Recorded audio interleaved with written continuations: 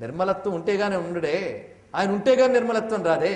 ఇదేమిటి బాధ అంటే మనం అనేక వాళ్ళు చెప్పుకున్న విషయం. చెట్టు లేనిది విత్తనమా, విత్తనం లేని చెట్ట, అలాంటి సమస్య ఇది కూడా.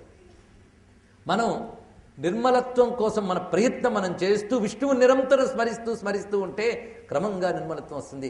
కనుక నువ్వు ఆధ్యాత్మిక మార్గంలో ఎంత ప్రగతి సాధించేవనడానికి ఏదయ్యా కొలబద్ద అంటే, కామక్రోధాది వికారాలు ఎంత తగ్గాయో అదే కొలబద్ద.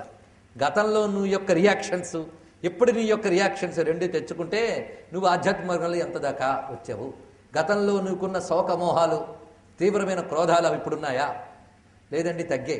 అప్పుడు ప్రధానికి చలించిపోయి భోరుమి నేడ్చేవాడిని, ఇప్పుడు నిశ్చలంగా ఉండగలుగుతున్నా. శోకాన్ని జయించాను, మోహాన్ని జయించాను, ద్వేషాన్ని జయించాను అంటే నిర్మలుడు అయినట్టే. అన్నీ జయించాను, అహంకరించే మళ్ళీ ప్రమాదం, అది కూడా జాగ్రత్త పడాలి అన్నీ కూడా. కనుక జాగ్రత్తగా చూసుకుంటూనే మన ప్రయత్నం వెళుతూ ఉండాలి. ఈ విధంగా శాసించాడయ్యా. యమనియమ విధూత కల్మషాణం అనుదిన మత్స్యత సక్త మానసానం అపగత మదమాన మత్సరాణం వ్రజభట దూరతరేణ మానవానాం. యమనియమ విధూత కల్మషాణం, యమనియమాల ద్వారా పాపాలను పోగొట్టుకుంటారు వాళ్ళు అన్నారు ఇక్కడ.